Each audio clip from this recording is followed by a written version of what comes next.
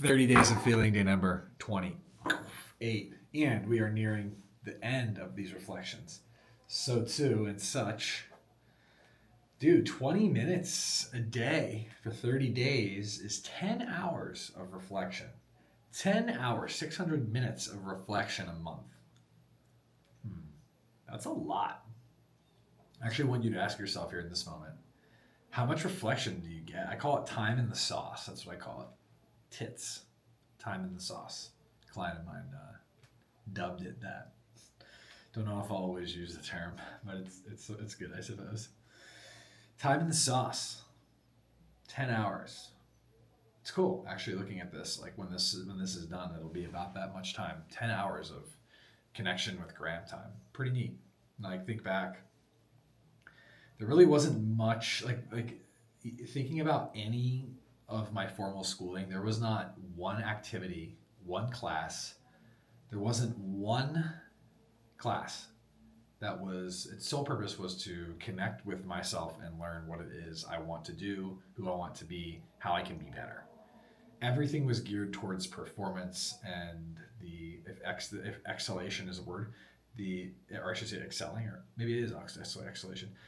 If it's not a word, it could be. It should be the exhalation of school. Like how can I excel in all these categories? There wasn't any space for how can I excel in gram. And so this series, I mean, it has so much value and so many uses. And I think that as I look back, one of the biggest ones is just going to be this very simple awareness of, right now there's in fitness, in the 20 teens, fitness blew up because of social media. That's when I first started as a fitness coach. And it was like, if you can get in the gym like an hour, 3 days a week, it's 3 hours, over time you're going to get a lot of hours. So too, if you can get the time in, practice of connecting with yourself in a short period of time, a year, 2 years, 3 years, you can have had a lot of conversations with yourself that can totally change the outcome of your life. And I think that's what this is about more than anything. It's just the practice of self-reflection and the value of self-reflection as I go into mine right now. And so in this moment, I feel really grateful for the ability to reflect and really thankful for the courage and the inspiration to do this series. It's actually taken me about a year to do it, just with all the different, with my life being myself and just going in and out of inspiration and in and out of like, I'm going to do a video today. I'm not going to do a video. I made many other things in that time period, but it didn't seem to me like it needed to be something I had to force myself to do for 30 days. And I don't want any of you to feel like you have to. I want you to feel excited and that you should. That's not to say that I haven't spent 30 minutes a day for 30 days in a row reflecting. I spend way more than 30 minutes every single day reflecting. It's just the way in which I do it varies every single day. Some days my self-reflection is a beautiful meditative walk first thing in the morning where I just process my life. Some days my reflection practice is I ask myself questions in my journal and I journal until I have nothing left to say, nothing on my heart, nothing on my mind. Other times my self-reflection is my eyes closed and full meditation, just processing presence, being here, being now. Other times it's a run through the woods where I'm just present with everything around me and my immediate experience. Self-reflection changes, and it's okay to do it any way you choose. The practice is just taking time each day to connect, first in presence, then with peace, and ultimately in power.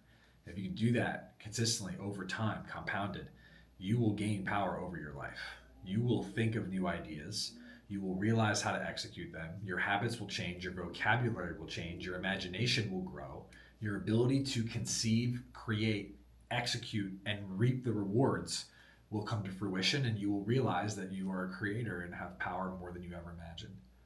And in that realization, your life will change. And if you repeat that process for a long enough period of time, you can have anything you want. And that's the sauce. So I think that's the thesis of 30 Days of Feeling, is getting in touch with yourself to the capacity that you can do the things I just mentioned. And as I have been able to do with my life and why I'm sitting here right now. And, what's on my mind probably more than anything, what I'm feeling in this moment is just like an immense amount of gratitude for this journey and for making these videos and for making all the subsequent videos that I'm going to make. I have no idea what I will make, but I will make many videos on all kinds of different topics that are interesting to me and that I think have value. I really enjoy making the videos. I really enjoy sitting here and just communicating with whoever. It's what I would do if I didn't do anything.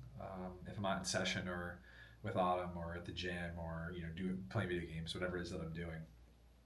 Spending time communicating and talking to people and learning about them really does bring me quite a bit of joy and really scratches my itch of curiosity of just learning about people, where they come from, how they are, their customs, their lineage, their ancestry, and then how that ripples and harmonizes with the rest of the world to create this very unique experience we call life.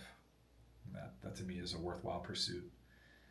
And so in this moment, I feel really rejoiced for just an amazing life spent today, going to the safari with Autumn. I spent all morning reading my book, which I will mention briefly. Is this book, 12 Years a Slave by Solomon Northup. And in this moment, I feel really fortunate to have found this book, which came across my mind via the scenes of a YouTube short in which the main character Solomon is like showing his slave master a more efficient way of moving up and down the bayou in Louisiana. And I've heard of this movie before, but I had never really inquired about it. So I immediately went online and was like, I think I need to learn about this. Maybe even ask ChatGPT to give me like the skinny of like what the book's about. And instantly when I read it was an autobiography, meaning that this guy Solomon wrote the book after his captivity. I knew I had to read it, and I knew I had to read it immediately. And honestly, since I bought it, I've done hardly anything else besides read it and work and go to the gym. And it has been the focus of my curiosity and attention of just better understanding history, our history, American history, the history of Black communities in the South and in general. And it's brought me a lot of, all kinds of different feelings. Felt horrible, felt fascinated, felt disgusted, felt curious, and felt mostly really impressed with Solomon. Like, what a man. Absolute courage. Unbelievable intelligence. Like, the book is written and he's smart. His writing is better than everyone I know. Like, I don't know anyone who's like, his writing is incredible. His vocabulary is exquisite. Like, it's so amazing to like have someone in my ear who I'll never meet, but who lived through such incredibly difficult circumstances, and then had like the courage, the fortitude, the strength, and most importantly, the humility. His humility is outrageous. Like, he's just so kind. I can just feel it, and it's just amazing. So I've been reading that, and I feel fortunate that we live in America, and it's as free as anything could be right now. I don't know how else to really say what I just said other than that. I mean, it feels it, and I'm just grateful that we don't live in the world that is described in this book, because that would be one that would be inevitable there'd be war over. It's such an incredibly horrific time, and it's been time after time in our world. There's been slavery everywhere for a lot of human existence, and I don't like it. I think it's horrible and should be disposed of permanently, but I'm just Graham, so I can't really do that. All I can do is educate myself and learn, and hopefully inspire other people just to be kind and better people and such, and thus we can all grow together in consciousness and evolution and make a better world. So I feel really inspired by Solomon's courage, and I feel really inspired by his brilliance, and I'm so glad I've read this. This has really changed my life in a positive way, and really opened me up to the horrors of the time from a first-person perspective, which it's not that I haven't heard them before, but it's different for whatever reason. He writes in such with such imagery and such conviction and such honesty that it's just, it's impossible to not turn the page. And so I'm just grateful for having read that, and between that and then learning all about Napoleon's conquest of his rise to power from like 1796 to like 1800, it's just been a crazy week for me of just learning so many new things. And something that I'm really passionate about and that I feel in this moment is just the self-education. It's just so important. I feel like so many people just cut their education short. In fairness, they may not have time to actually educate. They may be working, they may be dealing with like a bunch of other responsibilities, which I totally understand. But I still just want to usher everyone always like self-education, self-knowledge, doing this we're doing right now, and having these types of communicative experiences with the self, self-reflection, so to speak, and then self-knowledge, the accumulation of useful knowledge, things that can actually change your life or open you up to new ideas or inspire creativity or inspire strength or courage. Insert. Those are worth it. So I recommend more than ever self-reflection and self-education, two things that I feel like I've really made my career on and made who I am on and continue to spread to different people that I get to work with and support and serve. And just the random peeps that I meet, whether it's at the sauna, at the gym, riding my bike, at the coffee shop, insert Xbox. Like, I meet people and I just share the sauce, the best of my ability, and it feels good. So I feel good. I feel like I'm gonna mention more about this book and on my Instagram too. I know it's a super touchy subject, obviously, for a billion reasons, but also I feel like it's an important thing. It's not something that I can just be like, oh yeah, I don't know anything about that, and it's not that important. Like, it's extremely important. So it feels good to kind of share a little bit about it. And then if you haven't read this book, I highly recommend it. It's really incredible. It'll change your perspective on everything, your life, and you'll immediately fall into gratitude like you couldn't even imagine, because it's just crazy. But it'll also inspire you to be a better person. Solomon's an incredible man. So I'm just grateful for him for having the courage to write this and share it.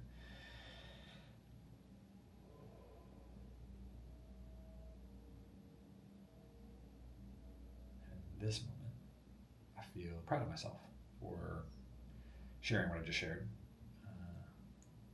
and just being open and honest and vulnerable. These are conversations I'm having with myself that are always going to challenge me to think more deeply and be more conscious of myself and how I live my life. And so I'm just feeling really grateful in this moment for my curiosity, and always just like seizing the moment of curiosity and allowing myself to be led down rabbit holes that always enrich my life. And that feels really cool, and I feel really grateful for that. And I feel wise because of it. I feel knowledgeable. I feel like an armchair guy, an armchair historian in some ways. I don't really know that much, to be completely honest. I have like a lot of reference points, but history is beyond vast, and I know just a small little sliver of a bunch of different random little things that have just helped me to maybe better understand the picture, which I try to. It's interesting. And so this moment I feel cool. I feel excited, I feel grateful. Again, back to this whole like, man, this is just so cool to even be in a place where I've gotten to make 30 videos about this. Like, that's so neat. Just 30 moments, 30 little journeys of me sharing who I am with myself and with random people potentially watching. With just the idea to encourage others to do the same. And just allowing those 600 minutes a month, those 10 hours a month of mental, physical, spiritual, emotional concentration work, of mental, physical, spiritual, and emotional progression, of getting clarity on who I am, where I want to go, how I want to be, and what ultimately lies in front for me. I mentioned this morning in my The Sauce channel on Instagram, just that I am inevitable. That mantra that I've been stating to myself and to many people that I know, including my clients for a while now, is this I am inevitable energy. This awareness that if I have a vision and I have something in mind, something in heart, that I'm really committed to let go of all the things to let go of all the distance between now and it, in awareness that it will be inevitable if I don't stop moving towards it, if I don't allow myself to be deterred from the path. And just the amount of peace it brings me, knowing that that's true for myself as well. Inevitably, I will have a lot of great conversations from these videos that I make with random people, which I hope to do. And I hope to hear their reflections as well. I think, again, it's a much more interconnected and a richer world, one where we all are sharing who we are. It's like right back to kindergarten, show and tell. I want to know. I'm so sick of hearing about the very surface level material or character-based accomplishments. I want to hear about the human within and their growth and their journey. That means a lot to me. So I think that's something that I want to explore more within myself, but also hear with others. Yeah, in this moment I feel pretty full. I feel cool, feel thankful, grateful, excited, supported, loved, cherished, admired.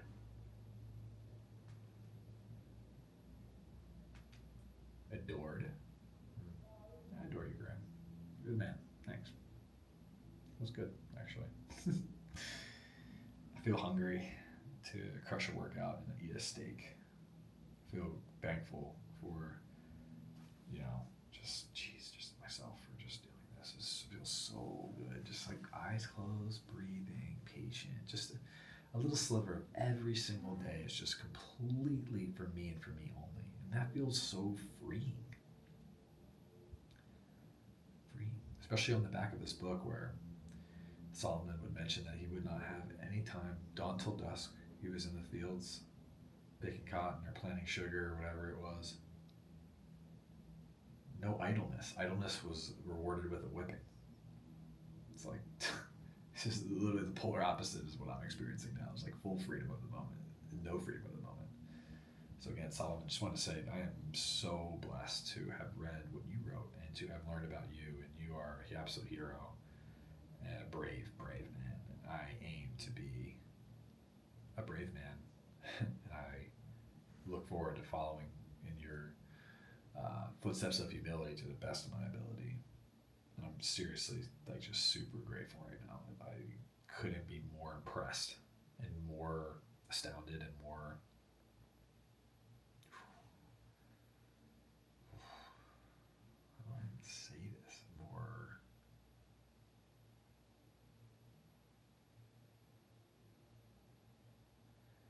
loving towards someone,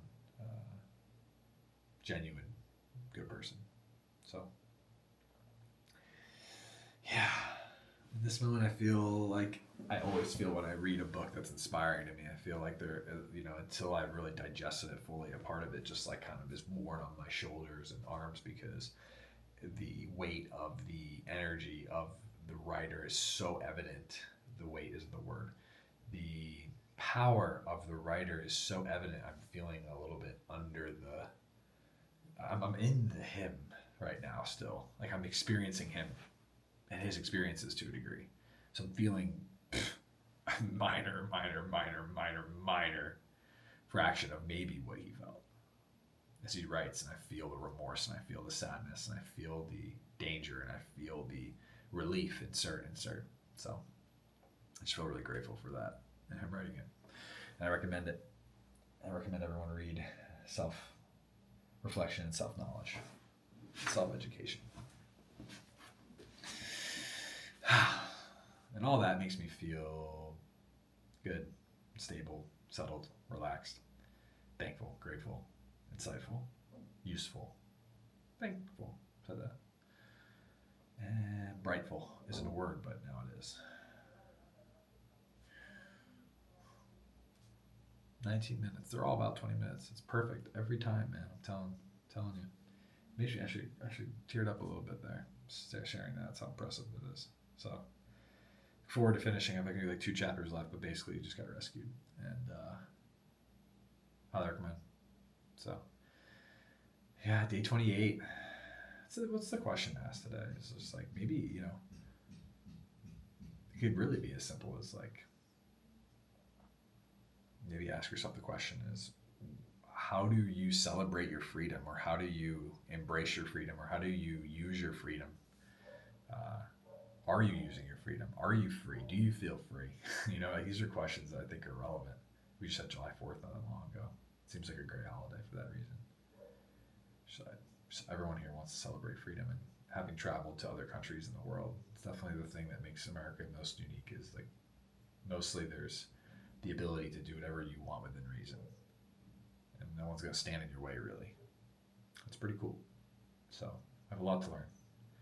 And this is a conversation that I'm just throwing out there. So for any of you who want to argue with me in the comments about my beliefs, these aren't beliefs. These are questions I'm asking myself. These are thoughts I'm processing, not necessarily something that I have concreteness on. Other than I'm just curious. So, yeah. How do you value your freedom? Maybe is a good one.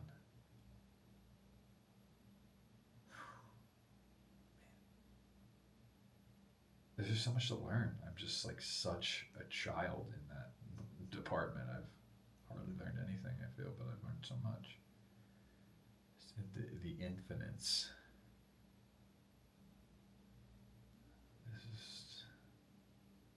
It's unbelievable. And for that reason, I zoom back into my life, because as soon as I start looking at that window too long about all the things, I'm like, oh my gosh, oh shit. Anyway, get to the gym. Have a great night. Thankful. Life's good. Go for a walk. Grateful we don't live in that time. Thankful there were men as courageous as Solomon to serve and be the best he possibly could be and inspire someone 200 years later, 175 years later. Thank you. Presence, peace, power, my friends. You already know legends find a way. You can be one of those.